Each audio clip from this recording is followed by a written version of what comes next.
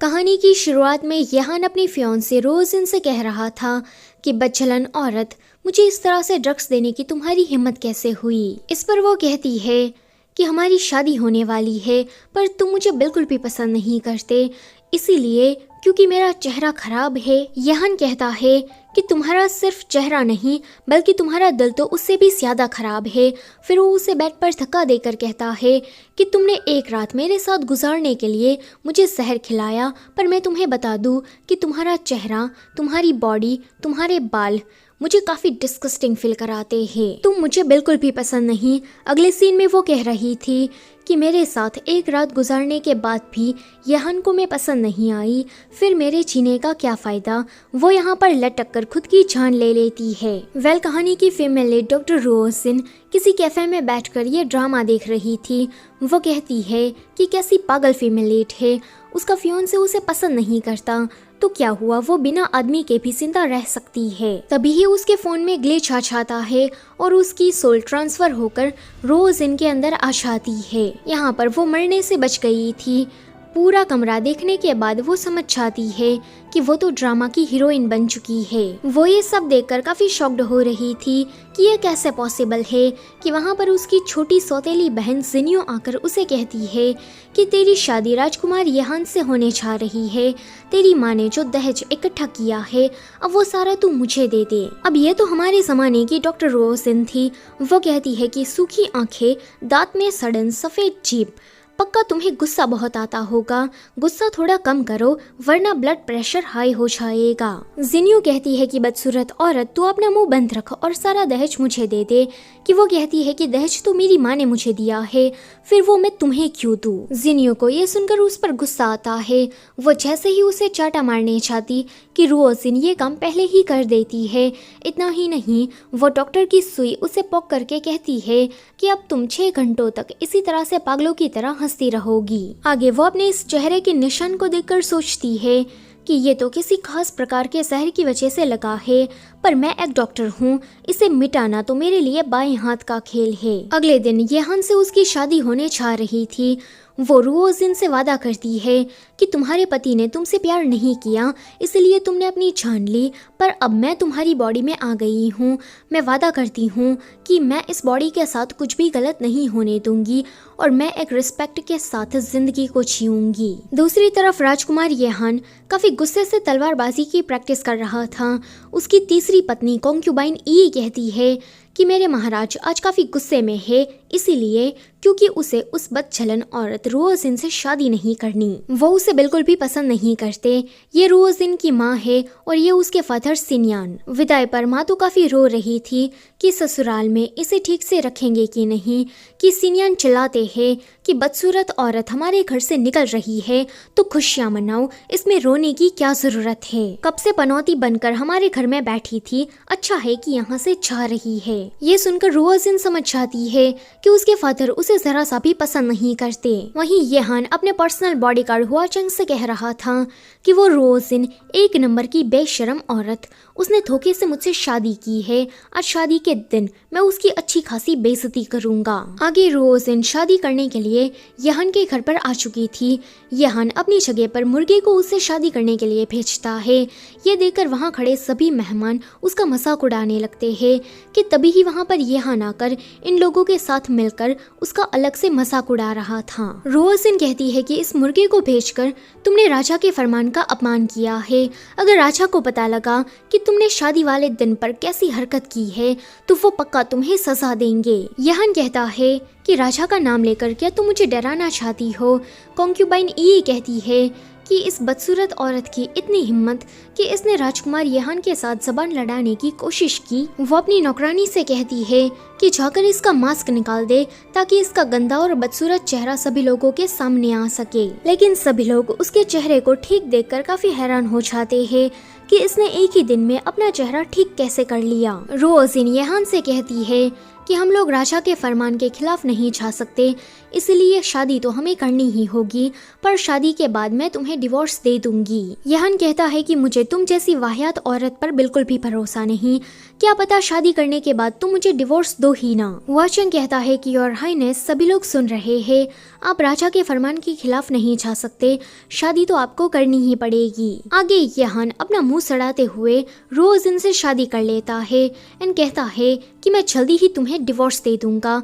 कि रोजिन कहती है कि मैं भी यही चाहती हूँ। रात में ये काफी जेलस हो रही थी कि वो रोजिन यहान की लीगल वाइफ बन गई और मैं बस उसकी कॉन्क्यूबाइन बनकर रह गई हूँ। अब से मैं उसे चैन से जीने नहीं दूंगी। अगले दिन रोजिन जब आती है कि ये उसे खाना खाने नहीं दे रही थी, ये देखकर रोजिन की नौकरानी जैसे ही कुछ बोलने चाहती कि ये उसे जोर से चाटा मार देती है कि एक मामूली सी नौकरानी होकर तुम्हारी इतनी हिम्मत कि तुमने मुझसे जबान लड़ाने की कोशिश की। रोजिन, क्या तुमने अपनी इस नौकरानी को कुछ सिखाया नहीं? रोजिन इस बदतमीजी को जरा सी भी नहीं सहती और यहान के सामने ही उसकी कुटाई कर देती है। यहान जब अंदर आता है कि ई भोली भाली बनने का नाटक करते हुए कहती है कि अच्छा हुआ कि तुम जल्दी आ गए, आज तो इसने मुझे मार मार कर ऊपर ही पहुंचा देना था। रोजिन जो कि मजे से खाना खा रही थी, यहान उसे कुछ कहने चाहता कि रोजिन कहती है कि पहले यही लड़की मुझे बुली करने आई थी, इसने मेरी नौकरानी को चाटा मारा, इसलिए मैंने उसे थोड़ा सबक सिखा दिया। कॉन्क्यूबाइन ई यहाँ पर शांत नहीं बैठती। अगले सीन में वो यहान के रूम में किसी आर्मर को गिराकर उसे गंदा करके वहाँ से चली जाती है। एक नौकरानी आकर रोजिन से कहती है कि राजकुमार यहान आपसे स्टडी रूम में मिलना चाहते हैं। जब वो वहाँ पर जाती है कि कॉन्क्यूबाइन ई राजकुमार यहान को लेकर यहाँ पर आ जाती है, जिससे राजकुमार को ऐसा लगता है कि इसी ने ही आर्मर को गंदा किया। ई कहती है कि ये तो वाइस जनरल का आर्मर है जो कि युद्ध में तुम्हें बचाते बचाते मरे, तुम इस आर्मर को अपनी जान से भी ज्यादा संभाल कर रखते हो, किसी को टच भी नहीं करने देते। पर देखो तो इस रोजिन ने इसका क्या हाल किया है। रोजिन समझ जाती है कि ई उसे बस फंसाना चाहती है। रोजिन अपनी तरफ से यहान को समझाने की कोशिश कर रही थी कि ये मैंने नहीं किया है, पर यहान की आंखों पर तो पट्टी बंधी थी। वो कहता है कि मैंने तुम्हें काफी हल्के में ले लिया, मैंने जितना सोचा था तुम तो उससे कहीं ज्यादा गई गुजरी हो। वो उसे लकड़ियां काटने की सजा दे देता है, जिसको वो यहान को गालियां देते हुए कर रही थी कि ये लड़का मुझ पर यकीन क्यों नहीं करता। तभी ही वहाँ पर कॉन्क्यूबाइन ई टपक जाती है उसकी बेइज्जती करने के लिए। वो किसी छोटे बच्चे को लेकर आई थी जो कि वाइस जनरल का था। यहाँ पर ई उस छोटे बच्चे को रोजिन के खिलाफ भड़का रही थी ताकि आगे चलकर ये लड़का रोजिन से नफरत करे। रोजिन सोचती है कि इसके अंदर अकल वकल है कि नहीं, ये तो अभी से ही छोटे बच्चे को गलत सलत बातें सिखा रही है। ई उस छोटे बच्चे को स्वीट कैंडी खाने को देती है जो कि अचानक से ही उसके गले में अटक जाती है। रोजिन जल्दी से ये देखकर उस बच्चे को बचाने के लिए आती है। ई उसे रोकने की कोशिश करती है पर वो नहीं रुकती। अब ये लड़की यहान के पास जाकर ये कहती है कि रोजिन ने वाइस जनरल के बेटे के साथ कुछ कर दिया है, तुम जल्दी से वहाँ आओ। रोजिन अभी भी उस बच्चे को बचाने की कोशिश कर रही थी कि वहाँ पर यहान आकर उसे कहता है कि तूने मेरे बेटे के साथ आखिर में क्या किया है। ई कहती है कि शाओजियो को यहान अपना ही बेटा समझता है, माना कि तुम यहान को पसंद नहीं करती, पर इसमें इस छोटे बच्चे की क्या गलती, तुमने इसे अपना टारगेट क्यों बनाया। रोजिन कहती है कि तुम मुझे छोड़ो, मैं अभी भी उस बच्चे को बचा सकती हूँ, पर जब वो नहीं मानता कि वो उसके हाथ को काटकर वापस से शाओजियो को बचाने की कोशिश करने लगती है। यहान कहता है कि हुआ चैंग, इसे पकड़कर ये जब तक मर ना जाए तब तक इसे कोड़े मारो। रोजिन कहती है कि तुम ऐसा मत करो, मैं अभी भी इस बच्चे को बचा सकती हूँ, पर वो उसकी एक नहीं सुनता। पर लकीली उसी टाइम पर शाओजियो को होश आ जाता है और उठने के बाद ये बच्चा सारी हकीकत यहान को बता देता है कि ई ने ही मुझे कैंडी खाने को दी थी जो कि मेरे गले में अटक गई। रोजिन तो कब से मेरी मदद कर रही थी। यहान ये सुनकर कॉन्क्यूबाइन ई को सजा देता है कि तुम आधे महीने तक अपने रूम से बाहर नहीं निकलोगी और तुम्हारे आधे साल की सैलरी भी कट। अगले सीन में नौकरानी रोजिन को दवाई लगा दे रही थी कि वहाँ यहान आकर उसे दवाई देते हुए कहता है कि ये तुमने शाओजियो की मदद की, इसीलिए मैं तुम्हें दे रहा हूँ, तुम कुछ गलत मत समझना, तुम मुझे अभी भी पसंद नहीं हो। रोजिन कहती है कि मुझे तुम्हारी इस दवाई की कोई ज़रूरत नहीं, जब मैं कह रही थी कि मैं इस बच्चे को बचा सकती हूँ, तब तुमने मेरी बात पर भरोसा क्यों नहीं किया? क्या तुम अपने इस घमंड को थोड़ा कम नहीं कर सकते? वो कहता है कि क्या तुमने मुझे घमंडी कहा? वो गुस्सा होकर वहाँ से चला जाता है। अगले सीन में हुआ चेंग आकर उसे बताता है कि वाइस जनरल के आर्मर को ई ने ही टच किया था, क्योंकि हमें ई के फिंगरप्रिंट्स उसमें से मिले। मैडम की तो इसमें कोई गलती थी ही नहीं कि वो ई की सजा में बढ़ोतरी कर देता है कि अब से ई को एक ही टाइम का खाना दो। खा खा कर मोटी हो गई है, इसलिए इतना दिमाग चला रही है। हुआ चेंग कहता है कि और मैडम, आपको उससे माफ़ी मांग लेनी चाहिए कि ये माफ़ी मांगने से साफ मना कर देता है कि मेरी कोई गलती नहीं, तो मैं क्यों माफ़ी मांगू। अगले दिन रोजिन सोच रही थी कि जिस किसी ने भी मेरे चेहरे पर जहर लगाया, मुझे उस पर्सन को ढूंढना होगा। पक्का वो पर्सन मेरा बुरा चाहता होगा। वहीं येहान हुआ चेंग से कह रहा था कि ये औरत अभी तक बाहर क्यों नहीं आई, आज हमें उसके पेरेंट्स के घर जाना है, काफ़ी लेट हो रहा है। कि हुआ चेंग कहता है कि पर मैडम तो 2 घंटे पहले ही निकल गई। येहान कहता है कि शायद उसे पता होगा कि मैं नहीं आने वाला, इसीलिए चली गई। हालांकि इसके फेशियल एक्सप्रेशन तो कुछ और ही बता रहे थे। हुआ चेंग ये बात नोटिस कर लेता है, पर यह घमंड में चकनाचूर आदमी ये बात मानने को तैयार ही नहीं था कि उसे रोजिन के साथ उसके घर जाना था। जब रोजिन अपने घर पर आती है कि उसकी सौतेली माँ और उसकी सौतेली बहन दोनों ही शॉक्ड हो जाती है कि इसका चेहरा एकदम से ठीक कैसे हो गया। फादर सिनियन जब देखते हैं कि राजकुमार इसके साथ नहीं आया, कि वो चिल्लाते हैं कि तुम हमारी फैमिली के किसी भी काम नहीं आ रही। मुझे लगा कि राजकुमार से शादी हुई तो वो हमारी फैमिली के लिए कुछ करेंगे, हमें पैसे देंगे। लगता है कि मुझे तुम जैसी लड़की को पैदा करना ही नहीं चाहिए था। रोजिन कहती है कि अगर ऐसा था तो आपको तो और भी ज्यादा बेटियों को पैदा करना चाहिए था और उन सभी की शादी राजकुमारों से करा देनी चाहिए थी, ताकि आपको बाद में चलकर फाइनेंशियल सपोर्ट मिलता रहे। फादर सिनियन को ये सुनकर उस पर गुस्सा आ जाता है कि उसकी माँ उसे शांत करा देती है। अगले सीन में इनका फैमिली डिनर चल रहा था। ये सौतेली माँ बेटियाँ रोज इनकी ही सिर्फ बेइज्जती नहीं कर रही थी, बल्कि उसकी माँ को भी बुली कर रही थी। उसकी माँ का एक स्टोर है और उसे जितना भी मुनाफा होता था उन सारे पैसों को ये माँ बेटी रख लेती थी। रोजिन देखती है कि ये सौतेले लोग तो उसकी माँ को बुली कर ही रहे हैं, पर साथ ही साथ में फादर सिनियन भी। वो अपने फादर से कहती है कि आपके पास जवानी में कुछ भी नहीं था, मेरी माँ एक व्यापारी की बेटी है, उसने आपको पैसे दिए तब जाके आप एक बड़े मंत्री बन पाए। अभी आप ये सभी लोग शानो शौकत वाली जिंदगी जी रहे हैं, ये सब कुछ मेरी माँ की वजह से है, इसलिए आपको उसे ढंग से पेश आना चाहिए। फादर सिनियन कहते हैं कि तुम्हारी इतनी हिम्मत कि तुम अब अपने फादर से ही जबान लड़ा रही हो।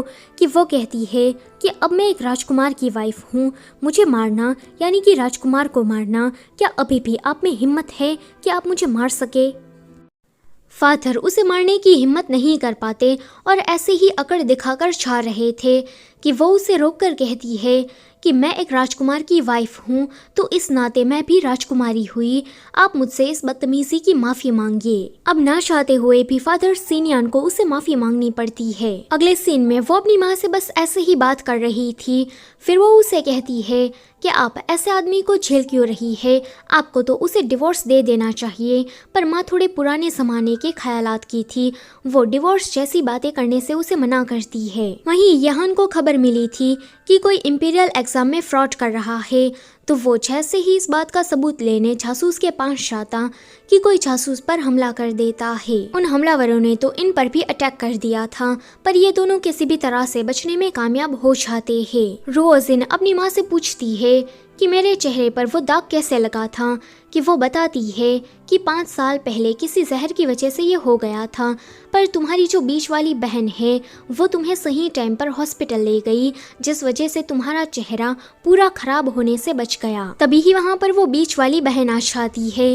रोजिन को ये लड़की कुछ ठीक नहीं लगती, वो सोचती है कि यह लड़की मीठा बोलकर बस ऐसे ही उसकी माँ को फंसा रही है। जहाँ तक इस बीच वाली बहन की बात है तो इसकी माँ बचपन में ही गुजर गई, तब से ही रोज इनकी माँ ने इसे अपनी बेटी की तरह पाला। ये रोज इनकी माँ की दुकान को संभालने में उसकी मदद भी करती है। रोज इनको इस बीच वाली बहन में कुछ तो गड़बड़ नजर आती है, मगर फिर वो इस ख्याल को झटक देती है। आगे वो उस डॉक्टर से पूछताछ करने चाह रही थी कि 5 साल पहले उसे किसने जहर दिया होगा, कि तभी ही वो दवाखाने के बाहर हुआ चेंग को देख लेती है। वो डॉक्टर को लेकर कहीं जा रहा था कि ये उसके पीछे आ जाती है। डॉक्टर उस जासूस को देखने आया था।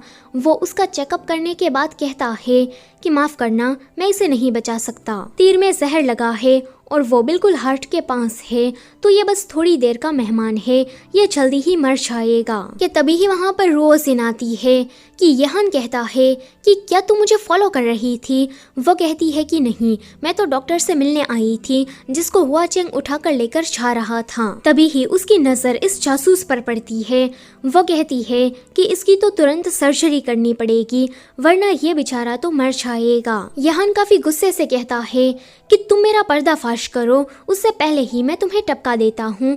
कि वो उसे एक इंजेक्शन मारकर कहती है कि मैंने तुम्हें जहर दिया है, इसकी वजह से तुम पूरे पैरालाइज हो जाओगे। तुम्हें इसकी दवाई लेने मेरे पास आना होगा, वरना तुम्हारा पैर सड़ जाएगा और उसके बाद तुम सीधा ऊपर पहुंच जाओगे। वाचंग उसे धमकी देता है कि जल्दी से जहर की दवाई दो, वरना मैं तुम्हें खत्म कर दूंगा।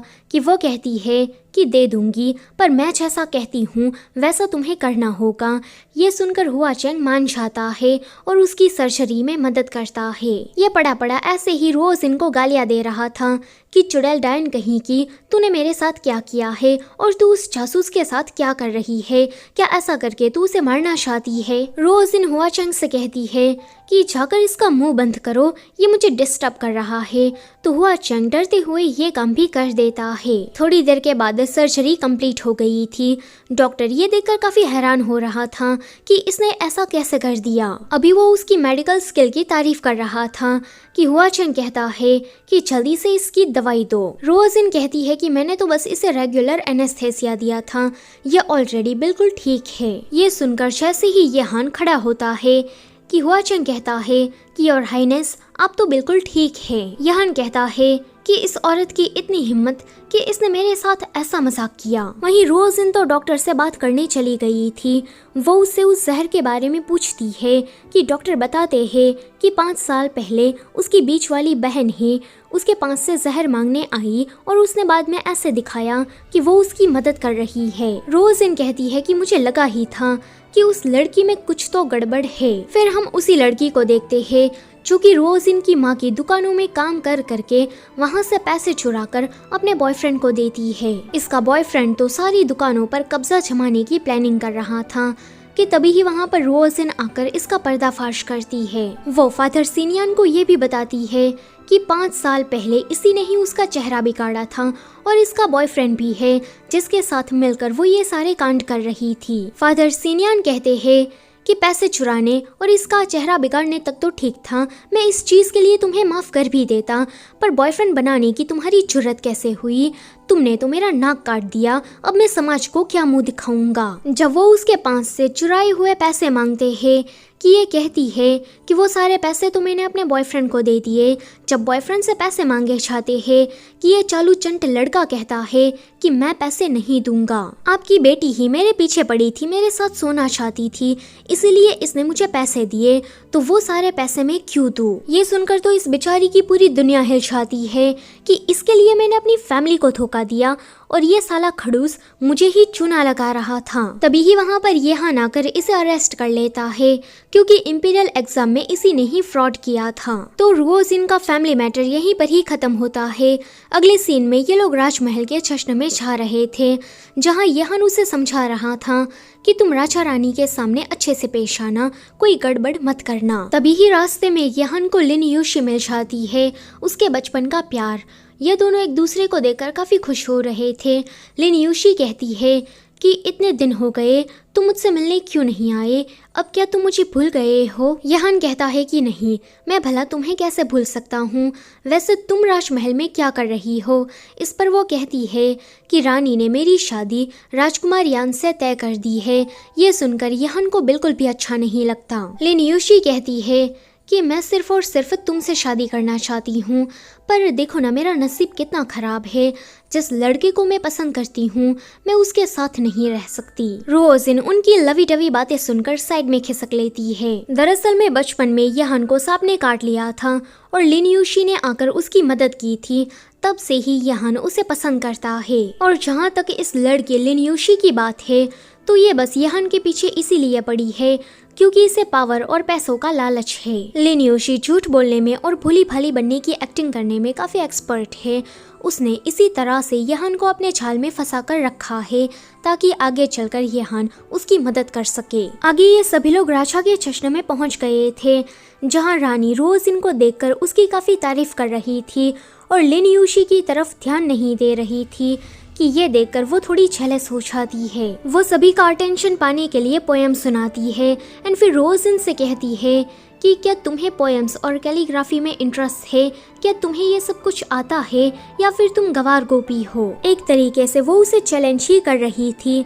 उसे लग रहा था कि इसको तो कुछ भी नहीं आता होगा, पर रोजिन यहाँ पर अच्छी खासी पोएम सुना देती है जिससे राजा रानी दोनों ही उसे काफी इम्प्रेस हो जाते हैं। यहान सोचता है कि मैं तो इसे गवार समझ रहा था, पर ये इतनी ज्यादा टैलेंटेड होगी मुझे पता नहीं था। बाय द वे यहाँ लिन यूशी की जो बेइज्जती होती है वो अलग से। आगे रानी ने रोज इनको अकेले में मिलने के लिए बुलाया था।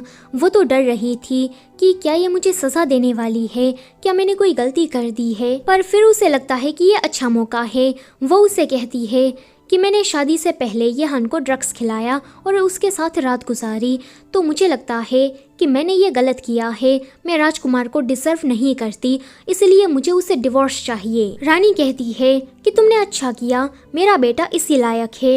वैसे तुम डिवोर्स के बारे में भूल जाओ क्योंकि मैंने तुम्हें अपनी बहू एक्सेप्ट कर लिया है। इतने सालों में मैं काफी लोगों से मिली हूँ, मुझे काफी तजुर्बा है। जब मैंने तुम्हें पहली बार देखा तभी मुझे पता लग गया कि तुम तो कोयले की खदान से निकला हीरा हो। वो लिन यूशी जेंटल, केयरिंग, एलिगेंट होने का बस दिखावा करती है, बाकी वो एक शातिर लोमड़ी है। उसे तुम्हें मेरे बेटे से बचाना होगा। अब ये सुनकर रोजिन क्या ही कहे। वहीं हमें लिन यूशी का असली रंग दिखाया जाता है।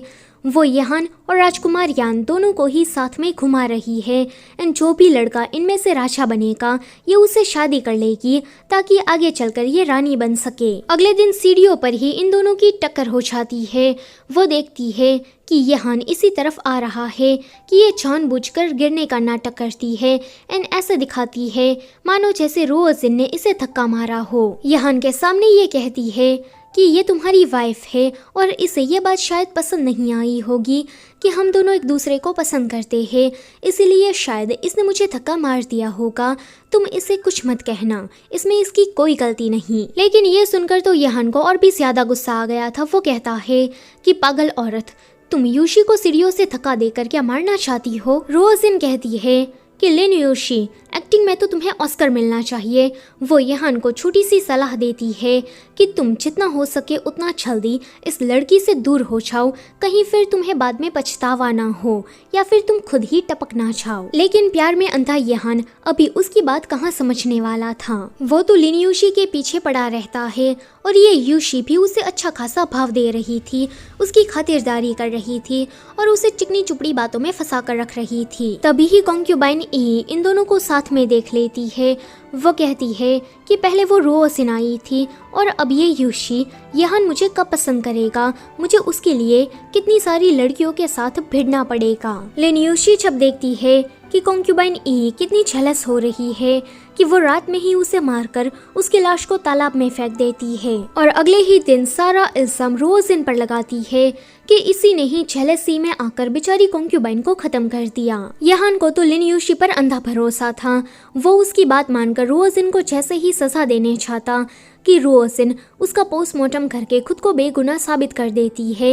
यहाँ पर उसने बहुत सारे सबूत भी ढूंढ निकाले थे कि आखिर में किसने कॉन्क्यूबाइन ई को मारा होगा और वो सारे सबूत लिनयुशी की ही तरफ इशारा कर रहे थे, पर यह चालाक लोमड़ी खुद बचने के लिए सारा इल्जाम अपनी नौकरानी पर डाल देती है कि इसी ने ही ये सब कुछ किया है। यहान को लिनयुशी पर इतना भरोसा था कि वो एक पल के लिए ये भी नहीं सोचता कि हाँ ये काम इसका भी हो सकता है।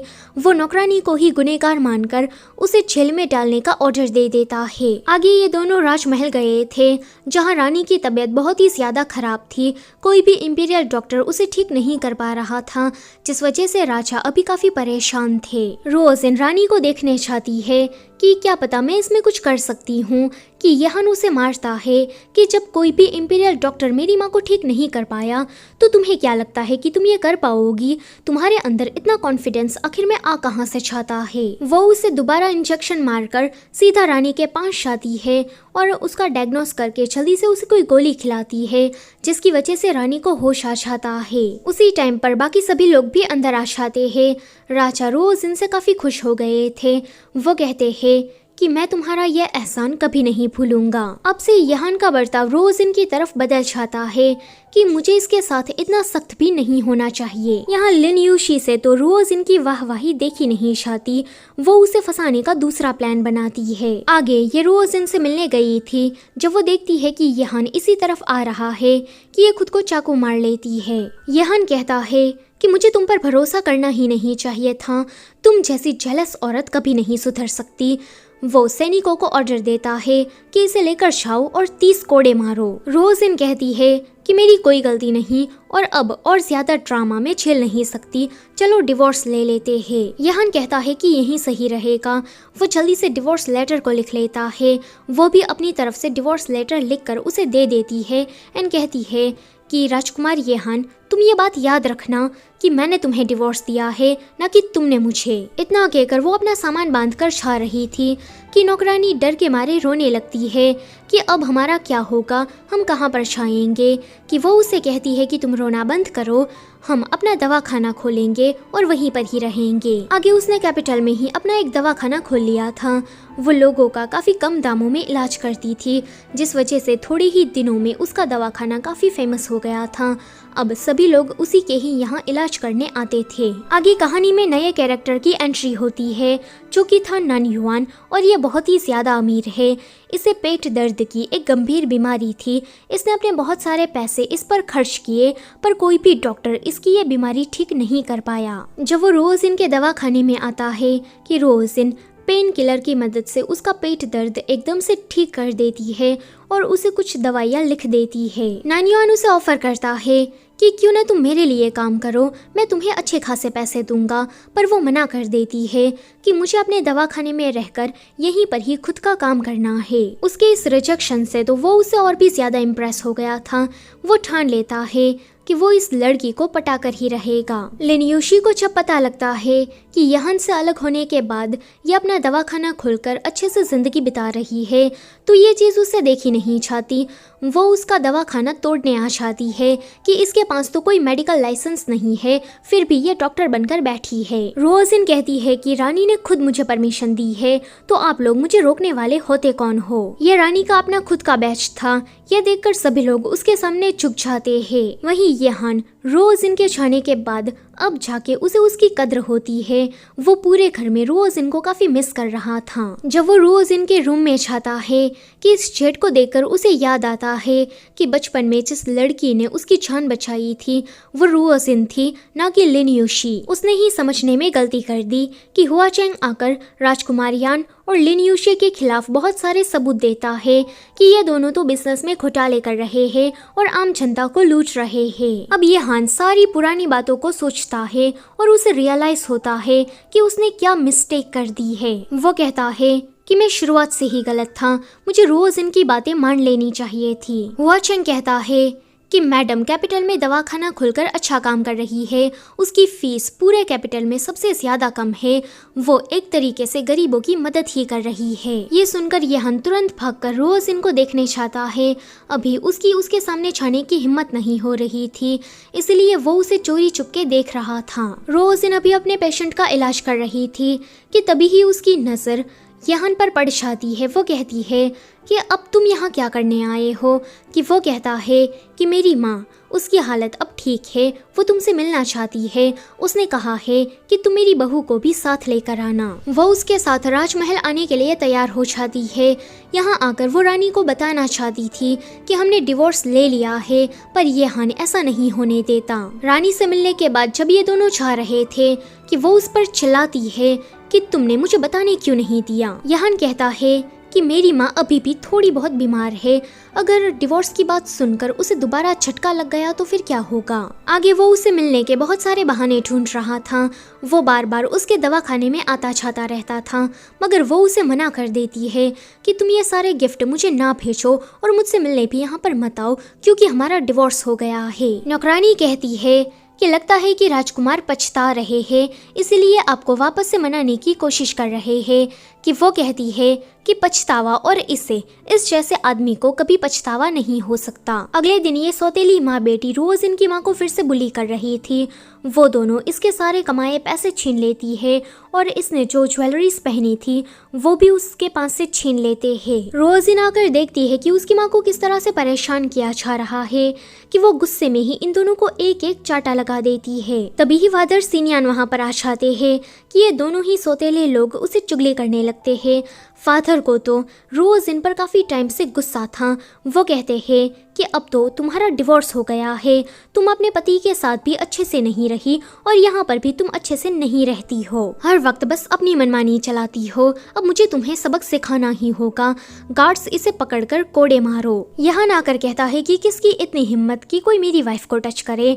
कि फादर सिनियान कहते हैं कि पर तुम्हारा तो डिवोर्स हो गया था ना। यहाँ कहता है कि अब ये अफवाह कौन फैला रहा है, हमारा कोई डिवोर्स नहीं हुआ, बल्कि मैं तो अपनी मदर इन लॉ के लिए ये ढेर सारे गिफ्ट लेकर आया हूँ। इतना कहकर वो अपनी सासू माँ को मक्खन लगाने लगता है कि ये तो बहुत ही ज्यादा कम है, मुझे आपके लिए और ज्यादा गिफ्ट लाने चाहिए थे। फिर वो इन तीनों से कहता है कि अगर किसी ने भी मेरी सासू माँ को बुली करने की कोशिश की तो मैं उन्हें नहीं छोड़ूंगा। आगे ये लोग वापस आ रहे थे, जहाँ पर रोजिन उसकी मदद करने के लिए उसे थैंक यू कहती है। कि ये कहता है कि क्या तुम घर वापस आ सकती हो, हम लोग शुरू से शुरुआत करेंगे। पर रोजिन उसे मना कर देती है कि नहीं, अब हमारा डिवोर्स हो गया है तो हमें ऐसे ही रहना चाहिए। पहले तुमने कभी भी मुझ पर भरोसा नहीं किया, मुझे बार बार मारते रहे, मेरी डिसरेस्पेक्ट करते रहे, फिर मैं तुम्हारे पास क्यों आऊँ। जब वो अपने दवाखाने आती है कि वहाँ पर नान युआन आया था और वो उसे पटाने की कोशिश कर रहा था। इस अमीर सादे को तो अपने ऊपर पूरा भरोसा था कि ये मुझे मना नहीं करेगी, क्योंकि मैं रिच हूँ, हैंडसम हूँ, एक लड़की को और क्या चाहिए। पर वो उसे तुरंत ही मना कर देती है। आगे ये दोनों ऐसे ही काम के बारे में बात कर रहे थे कि तभी ही वहाँ पर यहान आकर इन दोनों को क्लोज देकर जेलस हो जाता है। वो कहता है कि रोजिन, हमारे डिवोर्स को हुए कुछ दिन नहीं हुए कि तुमने तो दूसरा लड़का पटा लिया। वो ऐसा दिखाती है कि हाँ भाई, मैं इसे डेट कर रही हूँ, मैंने तुम्हें डिवोर्स दे दिया है तो तुम चलते बनो। नान युआन भी उसके इस नाटक में उसका पूरा साथ देता है कि मैं अभी अपनी रो के साथ डेट एंजॉय कर रहा था, पर तुमने सारा मूड खराब कर दिया। यहान कहता है कि मेरी रो ये कहने की तुम्हारी हिम्मत कैसे हुई, वो मेरी वाइफ है। वो कहता है कि थी पर अब नहीं है। यहान चिढ़कर घर वापस आ गया था और घर आकर गुस्सा कर रहा था, लेकिन वो हार नहीं मानता। अगले दिन वो वापस टपक जाता है। वो कहता है कि कल मेरे अंकल का जन्मदिन है तो तुम्हें मेरे साथ राजमहल आना होगा। वो कहती है कि मैं तो नहीं आऊंगी, तुम्हें राजा रानी को बता देना चाहिए कि हमने डिवोर्स ले लिया है। पर वो तो नहीं मानता और कहता है कि मैं तुम्हारे आने का इंतजार करूंगा। आगे लिन योशी वापस से यहान को पटाने आ गई थी, लेकिन अब तो यहान उसकी सारी सच्चाई जानता था। वो कहता है कि तुमने मेरे भाई से शादी कर ली है तो अब तुम्हें मेरे पास नहीं आना चाहिए। लिन योशी उसके साथ मीठी मीठी बातें करके बचपन की मदद का वास्ता देकर उसे वापस से फंसाना चाहती थी, मगर इस बार यहान उसके झांसे में नहीं आता। अगले दिन अंकल के जन्मदिन पर रोजिन राजमहल आई थी कि लिन योशी उसे अंदर आने नहीं देती, ये कहकर कि राजकुमार से अब तो तुम्हारा डिवोर्स हो गया, तो तुम्हें यहाँ नहीं आना चाहिए। तभी ही नान युआन आकर उसकी मदद करता है कि ये मेरे साथ आई है। लिन यूशी उसे कहती है कि तुम जानते हो ना कि ये डिवोर्सी है, इतने बड़े घर के होने के बावजूद भी तुम इस डिवोर्सी के पीछे पड़े हो, क्या तुम्हें अपनी रेपुटेशन की कोई परवाह नहीं? नान युआन कहता है कि मुझसे इस तरह की बातें करने वाली तुम होती कौन हो? खुद राजकुमार यान की वाइफ होकर यान के पीछे पड़ी हो, रेपुटेशन की परवाह तो तुम्हें करनी चाहिए। और जहाँ तक मेरी रो की बात है तो वो तुमसे 1000 गुना बेहतर है, एटलीस्ट वो तुम्हारी तरह षड्यंत्रकारी तो नहीं। तभी ही वहाँ पर यहान आ जाता है। लिन यूशी उसके सामने वापस से भोली भाली बनने का नाटक करने लगती है, पर यहान उसकी तरफ ध्यान ही नहीं देता और रोज इनको अपने साथ लेकर वहाँ से चला जाता है। आगे जश्न में राजकुमार यान और लिन यूशी दोनों ही मिलकर रोज इनकी बेइज्जती कर रहे थे कि पिछली बार के जश्न में तो इसने 2 पोयम सुनाकर झंडे गाड़ दिए थे। शायद ये लक बाय चांस हो गया होगा, इसे ज्यादा कुछ नहीं आता होगा। ये लोग उसे चैलेंज करते हैं कि एक पोयम कंपोज करने पर हम तुम्हें 1000 चांदी की मोहरें देंगे। रोज इन चैलेंज एक्सेप्ट करती है। इनको लगता है कि ज्यादा से ज्यादा 5 या 6 पोयम ये सुना सकेगी, पर ऐसा नहीं होता। रोज इन यहाँ पर 100 से ज्यादा पोयम सुनाती है। अब इनको हर पोयम पर 1000 चांदी की मोहरें देनी पड़ती है। रोज इन इतने सारे पैसों को लेने के बाद इन सभी को डोनेट कर देती है। ये देखकर राजा रानी तो उससे और ज्यादा इम्प्रेस हो जाते हैं। यहाँ एक प्राउड हस्बैंड की तरह यहाँ पर तालियां बजा रहा था और नान युआन भी। वो कहता है कि आखिर में मैंने एक सही लड़की को चूज किया है। अगले सीन में नान युआन वापस से चांस मारने आ गया था। वो कहता है कि तुम काफी टैलेंटेड हो और मैं बहुत ही ज्यादा अमीर, हम एक दूसरे के लिए परफेक्ट मैच है। पर वो उसे कहती है कि तुम जाओ ना यहाँ से, पर ये छोटे बच्चे की तरह जिद करने लगता है कि तुम्हें मेरे साथ बाहर खाना खाने आना होगा। ये जा नहीं रहा था, इसलिए वो मान जाती है, पर कहती है कि आगे से तुम मुझे परेशान करने मत आना। जब ये लोग बाहर जा रहे थे कि इनको वहाँ पर यहान मिल जाता है। अब ये दोनों ही रोज इनको लेकर आपस में झगड़ा कर लेते हैं कि इन दोनों से तंग आकर रोज इन वहाँ से चली जाती है। आगे लालटेन फेस्टिवल आ गया था। रोज इन नाइट मार्केट में घूमने के लिए गई थी कि तभी ही लिन यूशी के भेजे हमलावर आकर उस पर हमला कर देते हैं।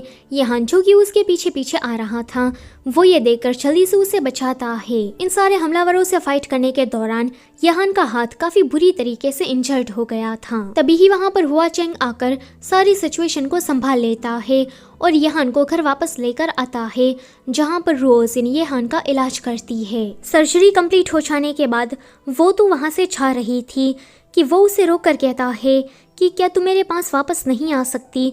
वो सोच रहा था कि दया दिखाने के बहाने ही ये मेरे पास वापस आ जाएगी, पर इस बार भी वो उसे मना कर देती है। यहान जब उसे रीजन पूछता है कि तुम बार बार मुझे मना क्यों कर रही हो, कि वो कहती है कि तुम रॉयल फैमिली से आते हो, एक राजकुमार हो, आगे चलकर तुम्हारी बहुत सारी पत्नियां होगी जो कि तुम्हारा अटेंशन पाने के लिए मुझसे फाइट करेगी। मैं अपनी लाइफ में इतना सारा ड्रामा नहीं देखना चाहती, मैं ये डॉक्टर वाला काम करके लोगों की मदद करना चाहती हूँ और अपने हस्बैंड के साथ शांति भरी, स्टेबल और सिंपल लाइफ जीना चाहती हूँ, जो कि ये तुम्हारे साथ तो बिल्कुल भी पॉसिबल नहीं है।